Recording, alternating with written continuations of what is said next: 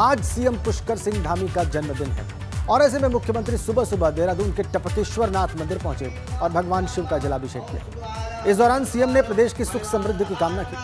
CM ने कहा कि भगवान भोलेनाथ हमारे आराध्य देव हैं और आज वो भगवान की शरण में आए हैं। भगवान भोलेनाथ से कामना करता हूं कि प्रदेश नई ऊंचाइयों को छुए।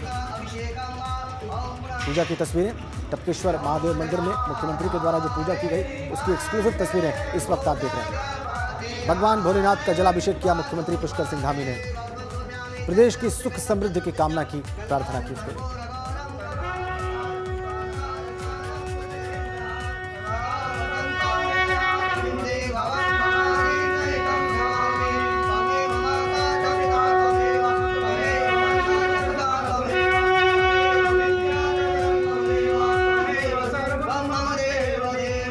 मंत्रोच्चार के बीच में जलाभिषेक किया, आरती की मुख्यमंत्री ने और प्रदेश की सुख समृद्धि की कामना की।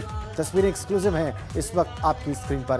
देहरादून के टपकेश्वर महादेव मंदिर पहुंचे आज मुख्यमंत्री और ऐसे उन्होंने पूजा आराधना की, जलाभिषेक की, आरती की। जन्मदिन है आज मुख्यमंत्री पुष्कर सिंह धामी का और इस अवसर पर उन्होंने ये पूजन संपन्न किया भोलेनाथ महादेव भगवान शिव का। प्रसिद्ध मंदिर देहरादून का टपकेश्वर महादेव मंदिर।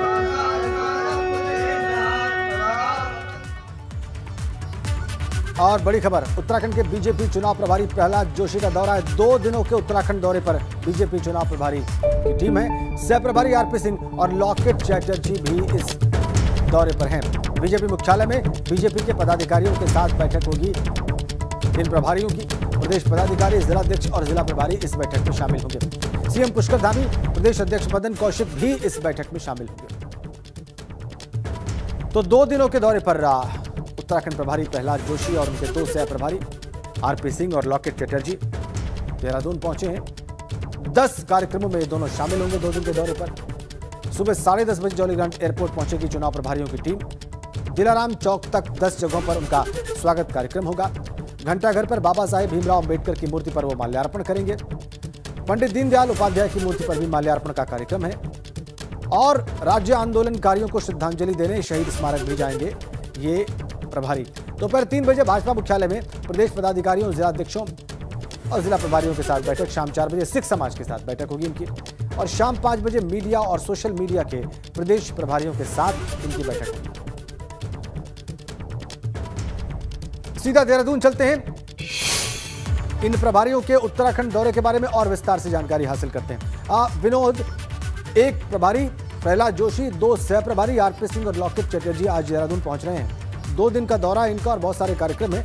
थोड़ी सी जानकारी मैंने अभी दर्शकों को दी है विनोद, लेकिन इसमें सबसे महत्वपूर्ण उनकी मुलाकात किन लोगों से होनी है जिसको आप अंडरलाइन करना चाहते हैं और दर्शकों के सामने रखिए।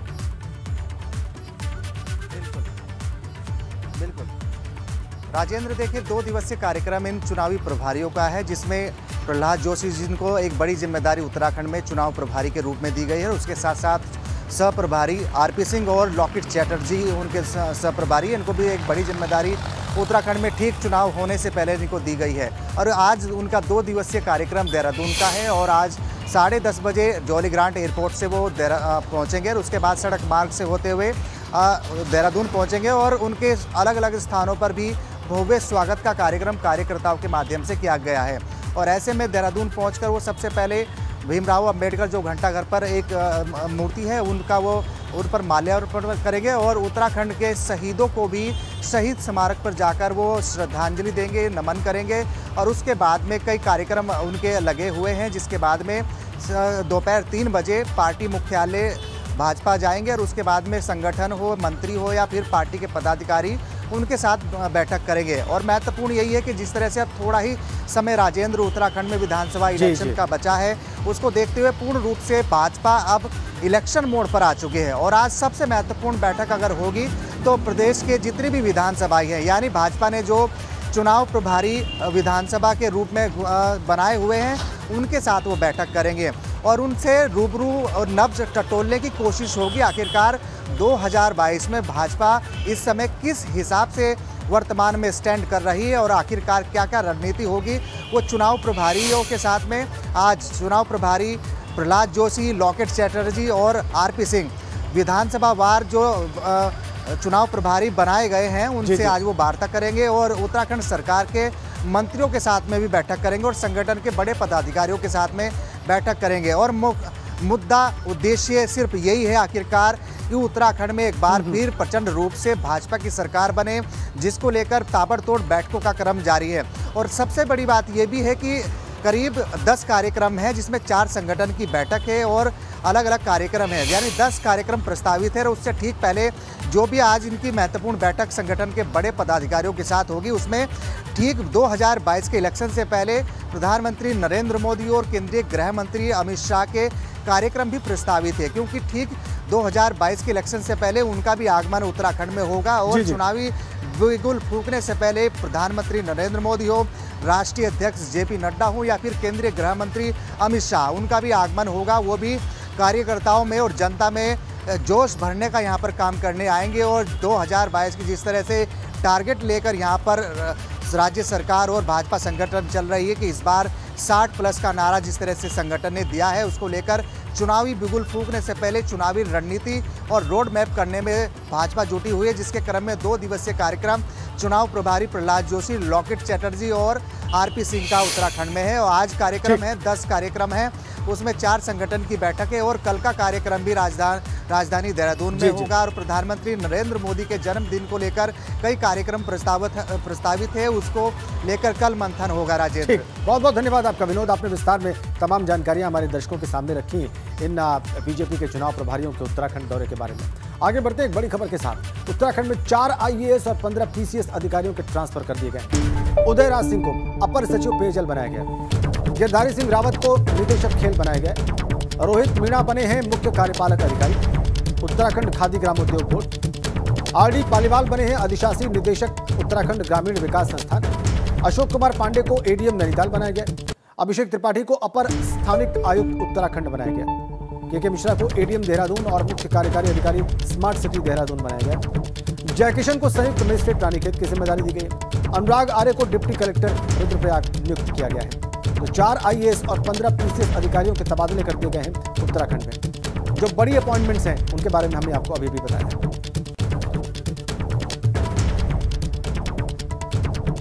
और एक और बड़ी खबर देहरादून से। आज से उत्तराखंड कांग्रेस के सदस्यता अभियान की शुरुआत होगी। कांग्रेस मुख्यालय में प्रदेश अध्यक्ष गणेश गोदियाल बैठक करेंगे। जिला और महानगर कांग्रेस अध्यक्षों के साथ बैठक करेंगे गणेश गोदियाल। सदस्यता अभियान को लेकर रणनीति भी बनाई जाएगी। तो आज कांग्रेस मुख्यालय में होगा ये सब कुछ। जिला और महानगर कांग्रेस अध्यक्षों के साथ कांग्रेस प्रदेश अध्यक्ष की बैठक। रवि केंद्रा हमारे सहयोगी फोन लाइन पर जुड़ गए। रवि, इस अभियान के बारे में दर्शकों को विस्तार से बताएं। जी राजेंद्र, देखिए जो कांग्रेस कमेटी का ये अभियान है उसमें 10 लाख सदस्य बनाए जाने का एक लक्ष्य कांग्रेस पार्टी द्वारा रखा गया है। और प्रत्येक बूथ की अगर बात करें तो 50-50 सदस्य जो है कांग्रेस पार्टी का लक्ष्य है कि बनाए जाएंगे। तो आज से इस अभियान की शुरुआत हो जाएगी। और इस अभियान की शुरुआत के लिए आज जो कांग्रेस कमेटी है वो अपने सभागार में महानगर अध्यक्ष हैं, जिला अध्यक्ष हैं और पार्टी के जो अन्य सदस्य हैं उनके साथ बैठक करने जा रही है, क्योंकि कुछ समय पहले ही पार्टी ने सदस्यता अभियान की शुरुआत कर दी थी। और इसको लेकर पार्टी अभियान के लिए जो है एक निर्धारित लक्ष्य भी तय किया गया है। तो 2022 के चुनाव है जहां पर तमाम पार्टियां अब अपने आप को मजबूत करने के लिए काम कर रही हैं। वही कांग्रेस का जो सदस्यता अभियान है वो आज से शुरू होगा। प्रत्येक जिलों में, बूथ में इन तमाम कार्यकर्ताओं को जिम्मेदारियां दी जाएंगी कि किस तरीके से कांग्रेस के पक्ष में इस वक्त वोट पड़े और किस तरीके से बीजेपी की जो भी ऐसे मुद्दे हैं जिन पर इस वक्त जो है विपक्ष हमलावर रहा, उन मुद्दों को लेकर जनता के बीच जाए और अपने सदस्यता अभियान में और ज्यादा तेजी आ सके। जी राजीव, ठीक है, इस खबर के लिए बहुत बहुत धन्यवाद। लेकिन हमारे साथ बने रहिए आप रवि। और कुमाऊं के बाद अब गढ़वाल में भी कांग्रेस परिवर्तन यात्रा करने जा रही है। कांग्रेस कार्यकर्ता परिवर्तन यात्रा की तैयारियों में जुट गए। हरिद्वार विधानसभा और रानीपुर विधानसभा में यात्रा की तैयारी को लेकर कांग्रेस कार्यकर्ताओं ने बैठक की और यात्रा को सफल बनाने पर चर्चा की। कांग्रेस 18 सितंबर से हरिद्वार में हर की पैड़ी से यात्रा की शुरुआत करने जा रही है। जिले की सभी 11 विधानसभाओं में यात्रा निकाली जाएगी और इसमें पूर्व मुख्यमंत्री हरीश रावत, कांग्रेस प्रदेश अध्यक्ष गणेश गोदियाल और कांग्रेस प्रदेश प्रभारी देवेंद्र यादव समेत कई बड़े नेता शामिल हैं। आपने स्वयं देखा है 18 तारीख को हरिद्वार में ऐतिहासिक हमारी जो रैली, परिवर्तन रैली जो नाम दिया है, ये दिखा देगी कि इस प्रदेश में परिवर्तन होगा ही और हरिद्वार के नौजवान आपने देख लिया है, बहुत उत्साह है। मेरा तो ये मानना है कि हरिद्वार में जो हमारी परिवर्तन रैली होगी, कार्यकर्ता दिन रात इस रैली को सफल बनाने के लिए प्रयासरत हैं और इसमें सबसे बड़ी बात यह है कि जनता का इसमें हमें बहुत सहयोग मिल रहा है। जनता इसमें बढ़ चढ़ कर भाग लेना चाहती है। मौजूदा सरकार की नीतियों से परेशान होकर महंगाई हो, चाहे बेरोजगारी का मुद्दा हो, हर मोर्चे पर विफल सरकार के ऊपर ये जो परिवर्तन यात्रा आ रही है, इसको लेकर सभी में बहुत भारी उत्साह है। और कैबिनेट मंत्री हरक सिंह रावत और पूर्व मुख्यमंत्री त्रिवेंद्र सिंह रावत के बीच चल रही जुबानी जंग में त्रिवेंद्र सिंह रावत ने हरक पर तंज कसा है। त्रिवेंद्र सिंह रावत ने इशारों में हरक सिंह रावत पर तंज कसा।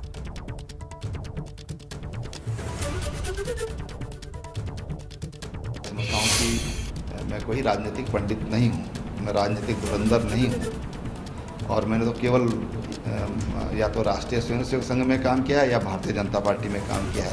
मुझे राजनीतिक दलों का भी अनुभव नहीं है कि किस दल में क्या होता है, किस दल के क्या संस्कार होते हैं, तो मेरे को तो भी अनुभव नहीं है। मैं तो सीधा सपाट एक लाइन में चल रहा हूँ और उसी लाइन पर मुझे आगे बढ़ना है। अब हमारे यहाँ बोलते हैं कि गधा जो होता है ना, वो ढेंचा ढेंचा करता है। ये टिप्पणी चर्चा का विषय बनी हुई है। पूर्व मुख्यमंत्री त्रिवेंद्र सिंह रावत ने जो तंज कसा है मंत्री हरक सिंह रावत पर, वो अभी आपने देखा कैसे उन्होंने इशारों में बहुत कुछ कह दिया हरक सिंह रावत के बारे में। अपने बारे में कहते कहते वो एक बड़ा तंज कस गए, वो अभी आपने देखा। शब्द उनके ये कि हमारे यहाँ गधा जो है वो ढेंचा ढेंचा करता है। अपने बारे में उन्होंने कह दिया कि मैं कोई राजनीतिक पंडित नहीं हूँ, कोई राजनीतिक धुरंधर नहीं हूँ, अलग अलग दलों में काम करने का अनुभव नहीं है, किस दल के क्या संस्कार होते हैं मेरे को नहीं पता, मैं तो सीधा सपाट एक लाइन में चल रहा हूँ, उसी लाइन पर मुझे आगे बढ़ना है। संघ में मैंने काम किया है, भारतीय जनता पार्टी में मैंने काम किया है। कह तो अपने बारे में रहे थे त्रिवेंद्र रावत, लेकिन तंज वो हरक सिंह रावत पर कर रहे।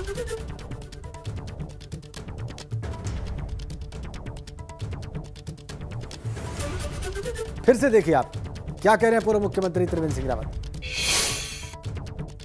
समझता हूँ कि मैं कोई राजनीतिक पंडित नहीं हूँ, मैं राजनीतिक धुरंधर नहीं हूँ और मैंने तो केवल या तो राष्ट्रीय स्वयंसेवक संघ में काम किया है या भारतीय जनता पार्टी में काम किया है। मुझे राजनीतिक दलों का भी अनुभव नहीं है कि किस दल में क्या होता है, किस दल के क्या संस्कार होते हैं, तो मेरे को तो भी अनुभव नहीं है। मैं तो सीधा सपाट एक लाइन में चल रहा हूँ और उसी लाइन पर मुझे आगे बढ़ना है। अब हमारे यहाँ बोलते हैं कि गधा जो होता है ना, वो ढेंचा ढेंचा करता है। आगे बढ़ते हैं। देहरादून से खबर है, आज से कोविड टीकाकरण का महाअभियान चलेगा। एक दिन में 33,000 लोगों को टीका लगाने का लक्ष्य है। अभियान के लिए जिले में 200 टीकाकरण केंद्र बनाए गए हैं। मोबाइल टीमों के अलावा दिव्यांगों को घर पर टीके लगाए जाएंगे। एक दिन में 33,000 लोगों को टीका लगाने का लक्ष्य है। महाअभियान टीकाकरण का आज दून से खबर, अभियान के लिए जिले में 200 टीकाकरण केंद्र बनाए गए हैं। रवि केंद्रा फोन लाइन पर लगातार हमारे साथ बने हुए हैं। रवि, इस टीकाकरण महाअभियान की तैयारियों के बारे में बताएं। बिल्कुल, देखिए राजेंद्र, अगर बात करें तो क्योंकि एक वक्त ऐसा था जब उत्तराखंड में वैक्सीन की कमी थी, मारामारी थी, लेकिन अब ऐसा नहीं है। तमाम बूथों पर वैक्सीन की पूरी उपलब्धता है और अब सरकार का एक लक्ष्य है कि 31 दिसंबर से पहले पूरी तरीके से सभी लोगों को दोनों डोज वैक्सीन की लगा दी जाए। और इसी को देखते हुए अब जिला देहरादून में आज से एक महाअभियान की शुरुआत की जा रही है। 33,000 लोगों को एक दिन में टीका लगाने का लक्ष्य रखा गया है। करीब 200 टीकाकरण केंद्र हैं देहरादून में जहां पर टीके लगाए जा रहे हैं। इन तमाम टीकाकरण केंद्रों पर वैक्सीन को पूरी मात्रा में उपलब्ध कराया गया है और इसके साथ ही कुछ ऐसे लोग जो कि टीकाकरण केंद्रों पर नहीं पहुंच सकते हैं, उनको मोबाइल वैन के जरिए भी टीके लगाए जाएंगे। इसके अलावा जो दिव्यांग जन है उनके घरों में जाकर प्रशासन की टीम टीके लगाएंगी। तो ये पूरी तरीके से एक सुविधा अब लोगों को दी गई है, क्योंकि उत्तराखंड में एक आंकड़े ये भी कहते हैं कि जो दूसरी डोज लगाने वाले हैं उनकी जो बैकलॉग है वो बढ़ता जा रहा है, क्योंकि समय होने के बाद भी लोग दूसरी डोज लगाने नहीं पहुंचे हैं। ऐसे में सरकार के लक्ष्य को जो है कहीं ना कहीं पूरा नहीं हो सकता। तो ऐसे में लोगों के अब घर घर जाकर भी टीका लगाया जाएगा। बूथ पर स्लॉट बुक कराने की कोई आवश्यकता नहीं होगी। जो भी लोग बूथ पर पहुंचेंगे वो अगर वहां पर पहुंचते हैं तो उनका वहीं पर रजिस्ट्रेशन करा के टीका लगा दिया जाएगा। बहुत धन्यवाद आपका। अगली खबर बड़कोट से है। NH-94 धरासू यमुनोत्री हाईवे मलबा आने से बंद हो गया है। देर रात सड़क पर भारी तादाद में मलबा आया। 14 घंटे से यह रोड बंद है। आपदा प्रबंधन विभाग रोड बंद होने से यमुना घाटी का जिला मुख्यालय से संपर्क कर गया। राष्ट्रीय राजमार्ग को JCB की मदद से खोलने की कोशिश जारी। एक्सक्लूसिव तस्वीरें। 14 घंटे से यह रास्ता बंद है। लगातार इसे खोलने का प्रयास किया जा रहा है आपदा प्रबंधन विभाग की ओर से।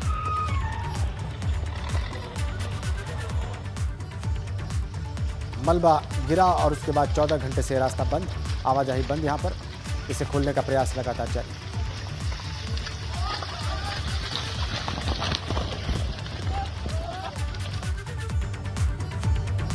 इधर चंपावत के सीमांत तराई क्षेत्र टनकपुर के ग्रामीण क्षेत्रों में शारदा नदी से हो रहे भू कटाव को लेकर ग्रामीणों में बहुत आक्रोश है। ग्रामीणों की मांग तो शारदा नदी से लगातार भू कटाव की समस्या बनी हुई है और अभी तक प्रशासन ने सुरक्षा के लिए कोई ठोस व्यवस्था नहीं की। ग्रामीणों का कहना है कि उनके कई खेत, बगीचे, आम लीची के पेड़, धान की फसल, इन सबको बहुत नुकसान हुआ है। वहीं ग्रामीणों की समस्या पर प्रशासनिक अधिकारियों का कहना है कि सर्वे कर प्रोजेक्ट प्लान तैयार कर शासन को भेजा गया है और जल्दी ही उनकी समस्याओं का समाधान भी होगा। सिंचाई विभाग और राजस्व विभाग ने शारदा नदी की तट पर बसे हुए गाँव का एक निरीक्षण किया था और इसके आधार पर सिंचाई विभाग द्वारा एक एस्टिमेट सब फाइनली बनाए गए हैं जो कि एक नाबार्ड की योजना के तहत शासन को प्रेषित किए गए हैं। उम्मीद है कि इसमें जल्दी ही कुछ कार्रवाई होगी। राज्यपाल गुरमीत सिंह आज एक अहम बैठक करेंगे। अधिकारियों के साथ राजभवन में सुबह 11 बजे यह बैठक होगी। राजभवन सचिवालय के अधिकारियों के साथ राज्यपाल की बैठक है सुबह 11 बजे। इसे अहम बैठक बताया जा रहा है। राजभवन सचिवालय के अधिकारियों के साथ राज्यपाल गुरमीत सिंह की बड़ी बैठक सुबह 11 बजे राजभवन में। राज्यपाल का पदभार ग्रहण करने के बाद ये बड़ी बैठक अधिकारियों के साथ।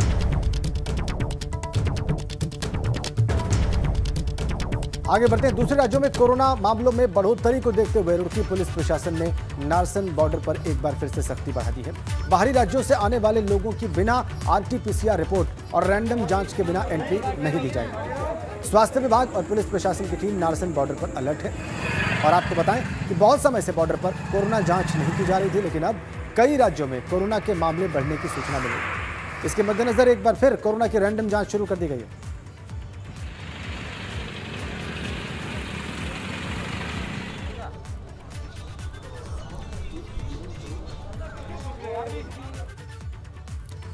इधर हल्द्वानी में भाजपा नेता प्रदीप बिष्ट के घर हुए धमाके के मामले में पुलिस ने अपनी जांच तेज कर दी है। DIG कुमाऊं, SP सिटी और CO समेत फॉरेंसिक और डॉग स्क्वाड की टीम ने घटनास्थल का निरीक्षण किया। मौके से फॉरेंसिक टीम ने सैंपल इकट्ठा कर जांच के लिए भेजा है। इसके अलावा धमाके की घटना कैसे हुई इसकी बारीकी से जांच की जा रही है और हर पहलू को ध्यान में भी रखा जा रहा है।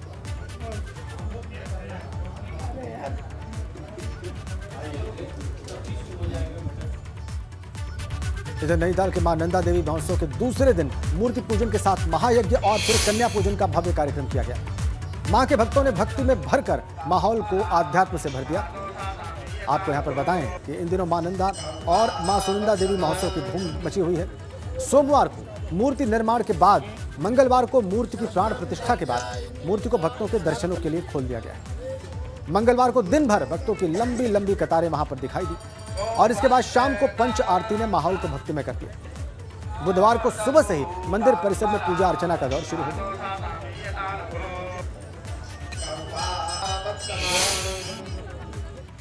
ठीक 2 बजे से सुंदरकांड का आयोजन यहाँ पर को किया जाएगा। मैं आप सभी लोगों से अनुरोध करता हूँ कि आप लोग जो जहाँ पर आप लोग, मैं भीड़ के लिए नहीं कहता हूँ क्योंकि कोविड-19 के नियमों का हमें पालन भी करना है। आप लोग यहाँ भी, क्योंकि लाइव भी हमारे कार्यक्रम चल रहे हैं, आप लोग जहाँ पर हैं वहाँ पर को आप अपनी किताब लेके आप सुंदरकांड का घर में भी आप पाठ कर सकते हैं हमारे साथ। तो अल्मोड़ा के ऐतिहासिक नंदा देवी मेले के छठे दिन श्रद्धालुओं ने मां नंदा सुनंदा देवी की पूजा अर्चना की। इस दौरान सांस्कृतिक कार्यक्रमों की धूम रही और इस दौरान DM वंदना सिंह ने मां नंदा देवी का दर्शन और पूजन अर्चन किया। साथ ही मेला समिति ने जिलाधिकारी को स्मृति चिन्ह भी भेंट किया। DM ने कहा कि ऐतिहासिक नंदा मेले में आकर उन्होंने मां से सुख और शांति की कामना की।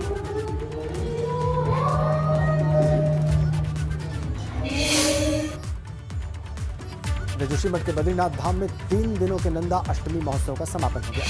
उत्सव के आखिरी दिन ग्रीष्मकाल में 6 महीने के लिए बद्रीश पंचायत में विराजमान कुबेर जी के उत्सव विग्रह को बद्रीनाथ मंदिर में भोग लगने के बाद 12 बजे हक हुकूकधारियों और कारकों ने बामड़ी गांव लाया। बामड़ी गांव पहुंचने के बाद मां नंदा के मंदिर में भगवान कुबेर का दूध और गंगा जल से अभिषेक किया गया। दोपहर 3 बजे स्थानीय महिलाओं ने नंदा माता के प्रांगण में पारंपरिक वेशभूषा में मां नंदा से जागरों के साथ दाखोरी लगाई।